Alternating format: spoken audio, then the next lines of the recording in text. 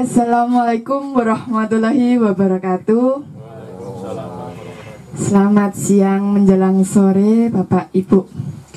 Berjumpa lagi bersama saya Dina Marmiati, staf Bawaslu Kabupaten Sukoharjo, dalam acara Ngulik Ngobrol Unik seputar Pilkada dengan tema pengawasan alat peraga kampanye Pilkada serentak tahun 2020.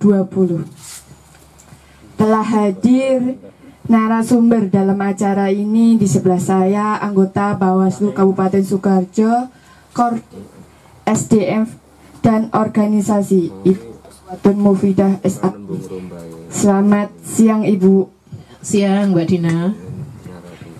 Telah hadir juga di sini Panwascam Weru, Bapak Sri Hartanto dan Bapak Nanang Setiawan, serta Bapak Ibu PPDK Sekecamatan Weru Kabupaten Sukoharjo. Selamat siang Bapak Ibu. Seperti yang kita ketahui bersama ya Bu, saat ini kita berada di dalam kawasan Candi Siri di Desa Karanganyar Weru Sukoharjo. Nah, langsung saja dalam tema kali ini, alat peraga kampanye Bu. Apa sih Bu alat peraga kampanye itu? Terima kasih Mbak Dina. Saat ini perlu kami sampaikan juga bahwa genderang kampanye sudah dimulai. Artinya begitu kemarin pengundian nomor urut, nah kemudian di tanggal 24 dan tanggal 25 itu sudah dimulai terkait dengan kampanye, dan di dalam kampanye itu salah satunya adalah adanya alat peraga kampanye. Nah, kemudian apa sih sebenarnya yang dimaksud dengan alat peraga kampanye?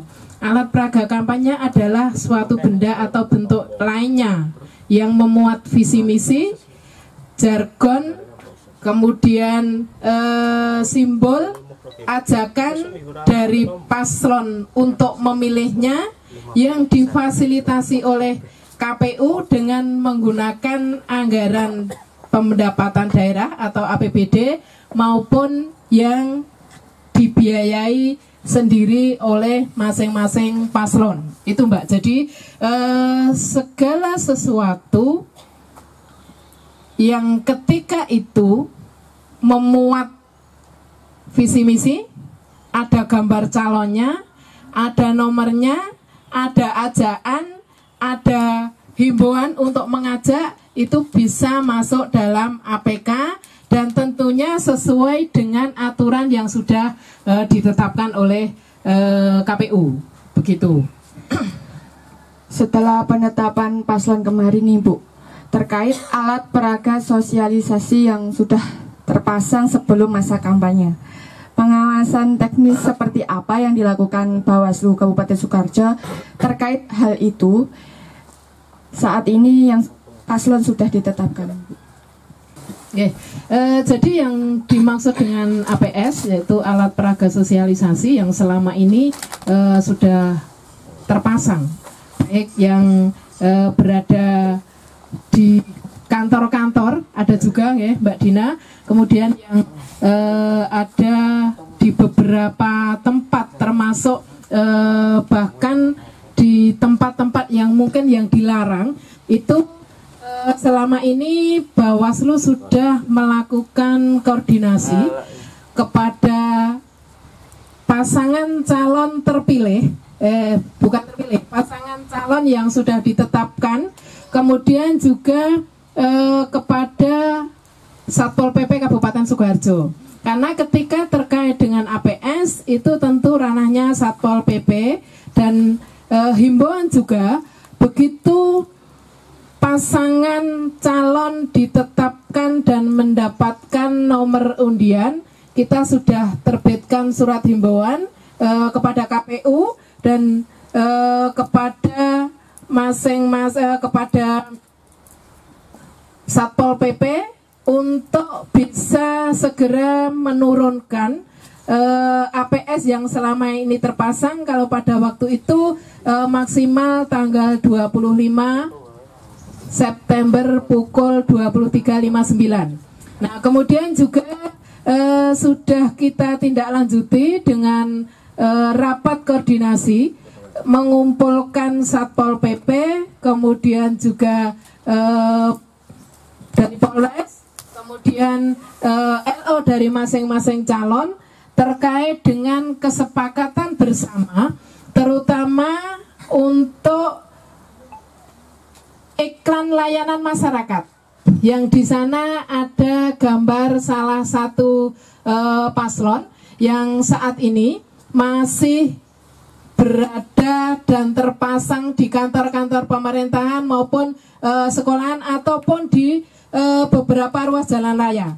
Jadi terkait dengan APS yang saat ini sudah terpasang, yang sudah dipasang, baik itu merupakan iklan layanan masyarakat yang ketika itu ada salah satu paslon, begitu nanti masuk kampanye, dan ini sudah masuk kampanye, semuanya harus diturunkan. Dan sebagian untuk di jalan protokol, ini mulai dari Tanjung Anom sampai dengan kawasan Nguter itu 90% sudah diturunkan dan diganti. Misalnya ada iklan KB ataupun iklan-iklan yang lain yang itu sifatnya layanan masyarakat dan ada salah satu paslon sudah sebagian diturunkan dan sudah diganti. Tetapi masih ada mungkin di beberapa pemerintahan, di kantor pemerintahan Mbak, yang saat ini belum diturunkan. Nah, ini sesuai dengan kesepakatan nanti tanggal 3 kita akan secara serentak bekerja sama dengan Satpol PP akan dilakukan penurunan secara bersama-sama. Jadi itu mestinya itu sudah diturunkan begitu salah satu paslon ditetapkan menjadi paslon, mestinya itu sudah harus diturunkan. Tetapi karena biasanya kalau tukang pasang itu ada tapi tukang menurunkannya nggak ada. Nah, ini sehingga nanti dalam kesepakatan hari Sabtu kita akan bersama-sama untuk melakukan penurunan, karena ini sudah dilakukan koordinasi dan pihak Satpol PP termasuk Dishub sudah menyetujui. Begitu. Ibu tadi menyebutkan penyebutan APK itu setelah paslon ditetapkan. Contoh bentuk APK yang diperbolehkan seperti apa, Ibu? Oh ya. Mungkin tadi sudah saya sampaikan ya perbedaan APS dengan APK. APK yang diperbolehkan yang saat ini sesuai dengan PKPU, tentu yang difasilitasi sesuai dengan yang difasilitasi oleh KPU. Yang pertama itu adalah baliho. Jadi baliho itu sesuai dengan aturannya maksimal 4x7. Nah, ini yang difasilitasi oleh KPU itu ada 5. Kemudian paslon boleh menambahkan di luar yang difasilitasi itu maksimal 200%. Artinya ketika satu kabupaten 5 berarti maksimal hanya boleh 15 yang berupa baliho, yang itu yang maksimal 4x7 meter persegi. Nah, kemudian umbul-umbul. Nah, umbul-umbul yang difasilitasi oleh KPU itu masing-masing kecamatan ada 20 umbul-umbul dengan ukuran 1,5 kali 5 meter kalau nggak salah ya.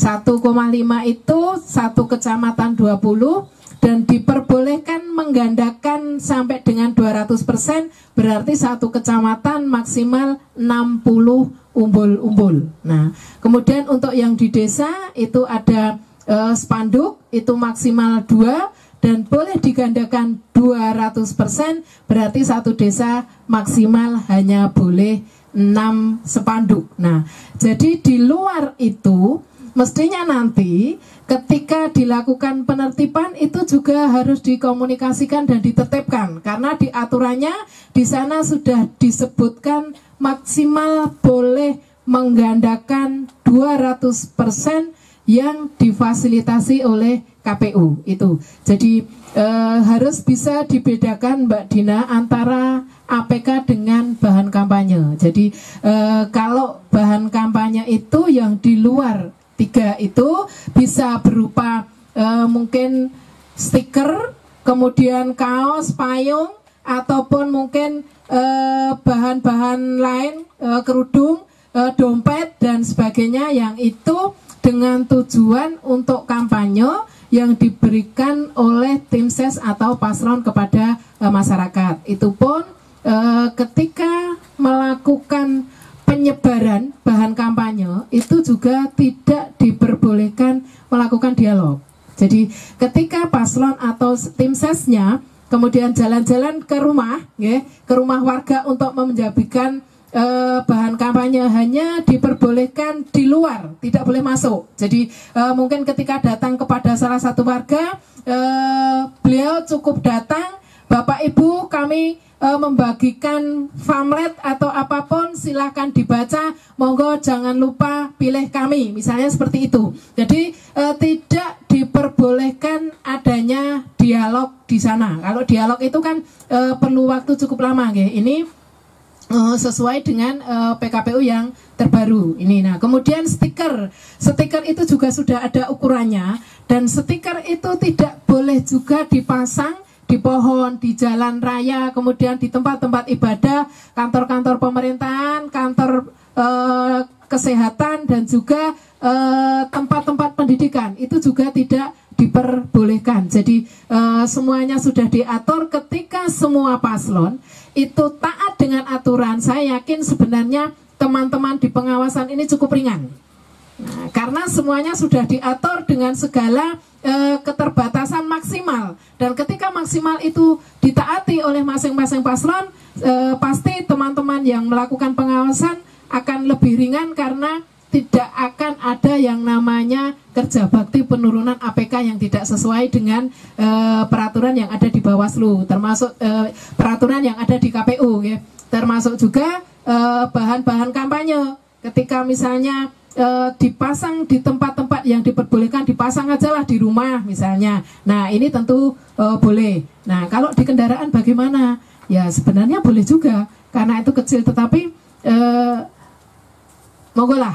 Ini artinya yang namanya bahan kampanye ini memang diberikan tentu untuk mengingat bahwa saya selalu mengingat siapa yang memberi ini, dan suatu saat ketika pada saatnya pencoblosan saya akan mencoblos, diharapkan memilih dan mencoblos yang memberikan bahan kampanye ini. Begitu Mbak. Saat pengawasan APK di lapangan Ibu, tentu saja terjadi banyak kerawanan. Apa saja sih Bu kerawanan tersebut Ibu? Ya, baik Mbak Dina. Ada kemungkinan beberapa kerawanan ketika melakukan pengawasan APK. Ini yang pertama, tentu teman-teman kita di jajaran pengawas harus betul-betul memahami terkait dengan satu, apa itu APK, kemudian yang kedua di posisi mana yang diperbolehkan, di tempat-tempat mana yang dilarang, kemudian harus seperti apa yang diperbolehkan, karena kerawanan itu bisa terjadi ketika di jajaran pengawas kita yang kebetulan melakukan pengawasan kurang memahami. Jadi akan terjadi konflik antara pengawas dengan salah satu simpatisan paslon. Ketika misalnya ada salah satu rumah, kemudian di sana ada gambarnya paslon, dan teman-teman ketika kurang memahami dianggap bahwa itu bagian daripada APK yang tidak diperbolehkan. Nah, mestinya hal itu tidak menjadi masalah ketika dipasang di rumah, akan menjadi masalah ketika APK itu dipasang di luar pagar. Karena itu menjadi bagian dan mengurangi daripada apa yang sudah menjadi ketentuan daripada KPU tersebut. Kalau misalnya baliho besar, kemudian batasannya tadi di kabupaten hanya maksimal 15, tetapi di salah satu rumah warga di luar sudah dipasang baliho yang sebesar itu, tentu itu akan mengurangi hak daripada yang 15 itu. Nah, kemudian posko misalnya ini di posko Seskamling ya, di Seskamling itu masih banyak menjadi pemahaman kita bersama bahwa Seskamling itu merupakan fasilitas publik. Nah, sehingga ketika di Seskamling itu digunakan oleh salah satu paslon yang tentu di sana ada gambarnya, teman-teman tiba-tiba datang melarang. Nah, sehingga akan terjadi gontok-gontokan di sana, begitu. Padahal kalau yang namanya Poskamling itu tidak masuk dalam salah satu fasilitas publik. Jadi kalau misalnya Poskamling itu dipergunakan pun selama warga di sekitar itu memperbolehkan, kami rasa tidak menjadi masalah. Tetapi ketika di Poskamling itu sudah dipasang salah satu baliho ataupun mungkin banner, itu juga sudah mengurangi daripada jatah yang ditentukan oleh KPU maupun yang sudah diperbanyak oleh masing-masing paslon maksimal 20% dari yang disediakan oleh KPU. Nah, ini tentu harus menjadi pemahaman bersama, baik itu paslon maupun simpatisan dan juga teman-teman di jajaran kita pengawasan. Jadi jangan sampai ada kesalahpahaman ketika terjadi di lapangan, itu nanti tidak ada jalan keluarnya, tetapi yang ada ketika teman-teman tidak memahami dan tidak membaca regulasi, yang ada itu nanti hanya akan terjadi gontok-gontokan lah, istilahnya hanya semua merasa bahwa teman pengawas ini diregulasinya seperti ini. Nah, tetapi oleh simpatisan merasa bahwa tidak, karena yang namanya APK itu seperti ini dan dipasang di sini dan sebagainya. Nah, ini tentu merupakan bagian dari kerawanan ataupun konflik, justru akan menjadi sesuatu yang memprihatinkan ketika konflik itu terjadi justru antara penyelenggara dengan yang diawasi, penyelenggara dengan paslon maupun simpatisannya. Jadi untuk teman-teman pengawas, kami berharap dan mengajak, mari kita belajar lagi, baik itu PKPU ataupun undang-undang lain yang ketika saat ini memasuki masa kampanye, kita buka kembali untuk meyakinkan bahwa itu nanti menjadi bekal ketika teman-teman ada di lapangan dan yakin bahwa apa yang teman-teman sampaikan kepada simpatisan maupun paslon itu sesuai dengan yang ada di regulasi gitu. Termasuk juga mungkin ketika ada beberapa paslon ataupun simpatisan yang memasang APK di luar di tempat yang diperbolehkan. Nah, karena ketidaktahuannya ini kadang-kadang juga menjadi rame. Kemudian juga APK yang tidak diatur di dalam undang-undang, misalnya rontek gitu nggih. Rontek itu masuk apa? Apakah itu masuk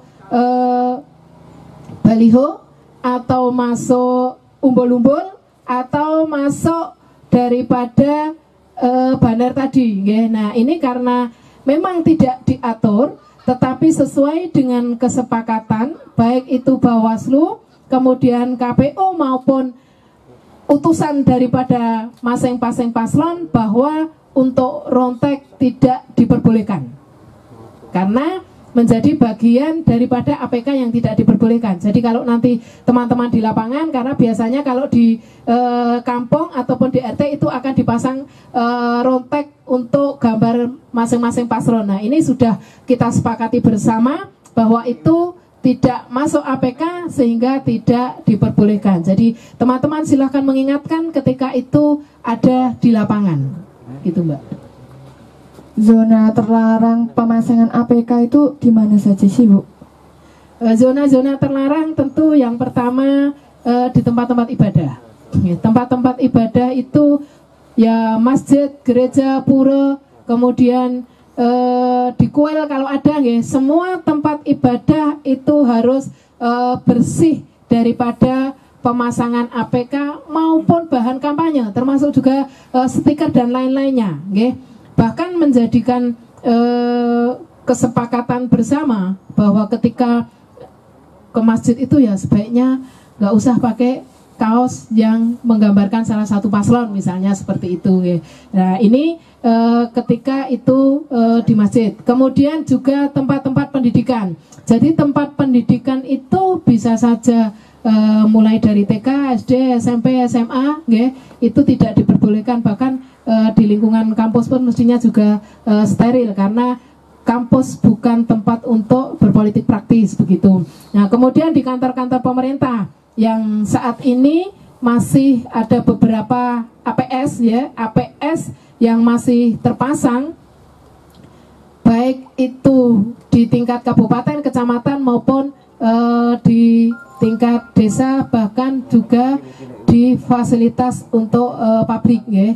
Misalnya di PKD, kemudian di tempat-tempat yang itu menjadi sarana umum itu juga tidak diperbolehkan. Nah, kemudian juga kantor-kantor pemerintah itu tidak diperbolehkan, dan tentu juga untuk tempat-tempat kesehatan, termasuk juga dinas kesehatan, puskesmas, dan PKD, dan mungkin tempat bersalin pun ketika itu miliknya pemerintah, kemudian bedanya kebutuhan simpatis dengan salah satu paslon juga tidak boleh dipasangi APK maupun stiker-stiker yang mengarah kepada salah satu paslon ketika rumah bersalin itu rumah yang difasilitasi oleh pemerintah, karena ketika itu dilakukan tentu sudah menyalahi aturan begitu.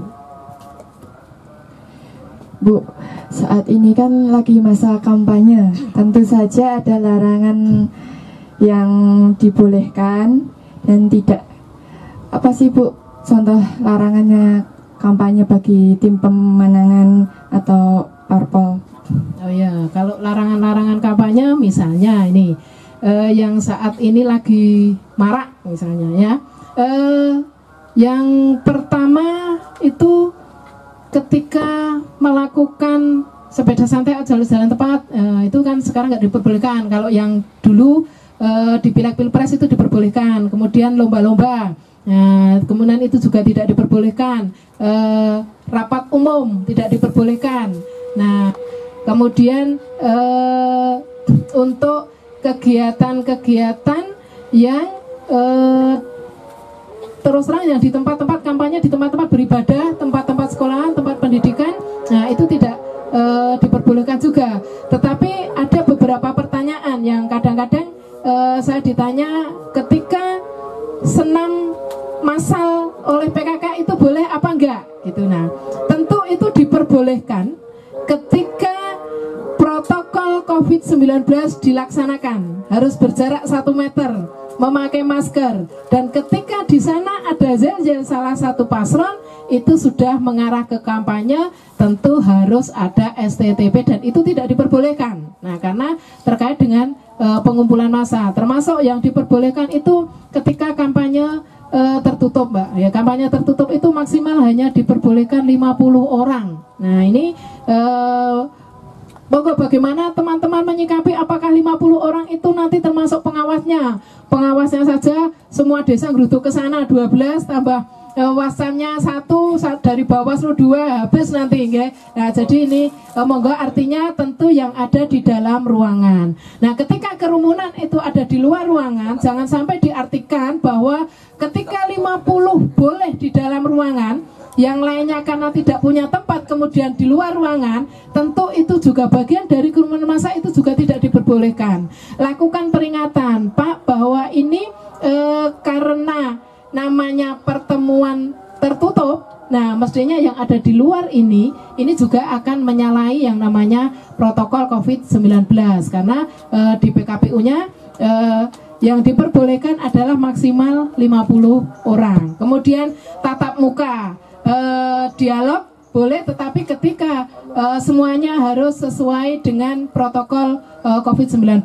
Kemudian ada debat publik, nah ini yang diperbolehkan. Tetapi kalau pengumpulan massa itu untuk saat ini yang terakhir itu tidak diperkenankan, karena kalau dulu masih diperbolehkan maksimal 100 orang, tapi ternyata yang terakhir ini nggak diperbolehkan. Jadi mestinya teman-teman lebih ringan, tapi faktanya agak lebih berat, karena ketika dilakukan satu desa di 9 tempat PPDN hanya 1, mesti akan bingung. Jadi kepada teman-teman yang ada di lapangan, saya berpesan ketika melakukan pengawasan, pilihlah yang menurut teman-teman lebih urgent, sehingga pengawasan itu bisa dilakukan sesuai dengan tujuan daripada pengawasan. Kalau bisa ya dari awal sampai akhir, karena jangan sampai ketika teman-teman itu mengejar target, satu desa itu ada 9 didatangi semua, hanya datang, moto, kemudian cepret, pindah lagi. Tetapi ketika ada pelanggaran, ketika teman-teman tinggalkan, itu justru tidak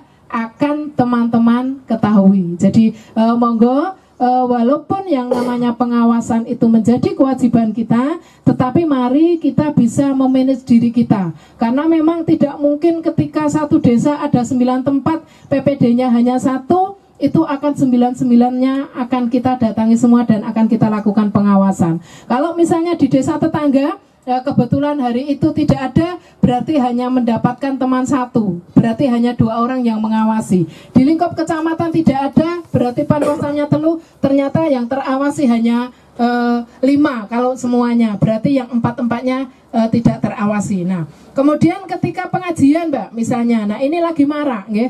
Ketika pengajian, karena sebentar lagi akan ada yang namanya Maulid Nabi, ya. Peringatan hari besar, apakah paslon tidak diperbolehkan datang? Boleh, ya. Jadi paslon itu boleh datang di pengajian, tetapi sekali lagi tidak boleh ada unsur-unsur kampanye, okay? Misalnya ketika dia datang kemudian diberikan kesempatan untuk sambutan, Bapak Ibu, saya nyun pengestu, mohon dukungan dan sebagainya. Atau bahkan tadi saya sempat ngobrol, saya datang ke sini tidak akan kampanye loh. Nah, ini sebenarnya sudah mengingatkan bahwa yang bersangkutan itu juga apakah kalau seperti ini kampanye apa tidak. Nah, kan begitu, okay? Jadi boleh paslon hadir datang di tempat-tempat pengajian selama tidak melakukan unsur-unsur yang menjadi itu kampanye. Termasuk juga dengan gerakan. Ketika dia pulang misalnya, kemudian jargonnya 3 begini kan, ini bagian juga ini. Karena ini orang sudah akan paham ketika misalnya 3 atau 4 begini. Nah, itu kan juga sudah bagian daripada kampanye, karena kampanye itu kan ada visi misi, gerakan, gestur, dan jargon, dan semuanya itu salah satu pun sudah menjadi bagian daripada kampanye. Kemudian ketika di RT, ya, dia setiap hari di RTA, kemudian biasanya juga melakukan rapat di sana, apakah tidak boleh? Ya boleh saja selama tidak melakukan kampanye di sana. Jadi ini yang kadang-kadang masyarakat menjadi sesuatu yang menjadi rame ketika kumpulan RT karena dekat dengan salah satu paslon kemudian mengundang tim ses. Nah, kalau misalnya RT mau mengundang, disarankan teman-teman, sarankan sekalian untuk mengajukan STTP. Jadi kalau sudah seperti itu, artinya sudah gamblang bahwa memang ada kampanye di sana secara resmi. Jadi kalau mau ada RT kumpulan, kemudian mau mengundang salah satu paslon, ya berarti sarankan untuk membuat STTP. Begitu. Sanksi apa Ibu bagi tim kampanye atau parpol melanggar itu tadi Bu penjelasannya? Sanksi yang pertama tentu diingatkan, peringatan secara lisan.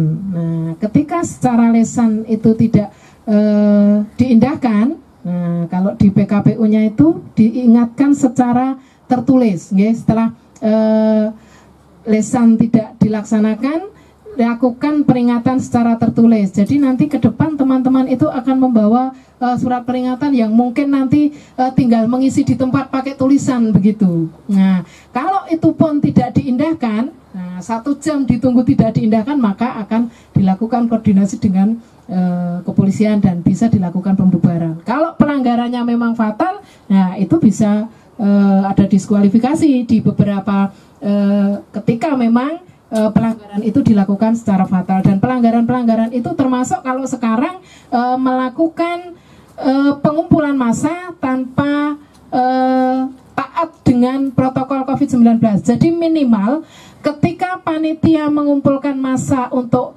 dilakukan kampanye, itu satu peserta harus memakai masker. Baik peserta maupun penyelenggara itu harus memakai masker. Kemudian yang masker itu yang menutup hidung sampai dengan dagu. Nah, kemudian yang kedua, harus disediakan sabun dan cuci tangan ataupun hand sanitizer. Dan ini harus ada. Kalau itu tidak ada juga merupakan bagian dari pelanggaran. Jadi diingatkan teman-teman ketika teman-teman melakukan pengawasan di rumah Pak RT ada kampanye, kok pesertanya tidak pakai masker. Nah, ini sudah menyalahi aturan daripada kampanye di tengah COVID-19 ini, karena salah satunya harus bermasker dan menyediakan tempat cuci tangan dan sabun. Kalau tidak ya hand sanitizer boleh. Bila mana perlu disediakan pengukur suhu tubuh. Nah itu, tapi ini tentu tidak menjadi bagian yang wajib nih. Tetapi kalau untuk kehati-hatian monggo. Tetapi yang penting 2 itu harus disediakan. Baik. Sebelum kita akhiri program diskusi ngulik kali ini, Ibu dipersilahkan dari Ibu Suwatun untuk menyampaikan closing statement. Ya, baik.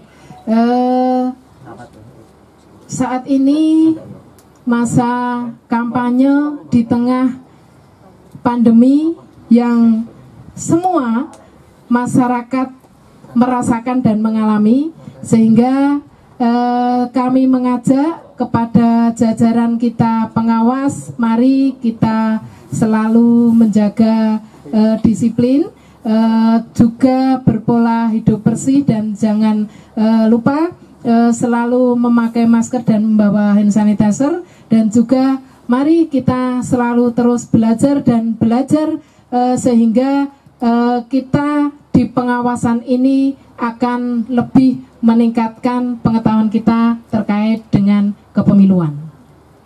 Baik, terima kasih Ibu Suwatun. Dari segi kandidat dan partai politik pendukung dituntut untuk semakin bijak dalam berkampanye. Dari semua mengandalkan besarnya kerumunan massa, diubah menjadi mengandalkan platform digital. Dari semula mengedepankan jargon dan hiburan, menjadi mengandalkan ide dan gagasan. Terima kasih sahabat Bawaslu. Demikian tadi diskusi singkat dari kami. Semoga bermanfaat. Bekerja untuk rakyat adalah kampanye yang baik. Bersama rakyat awasi pemilu, bersama Bawaslu tegakkan keadilan pemilu.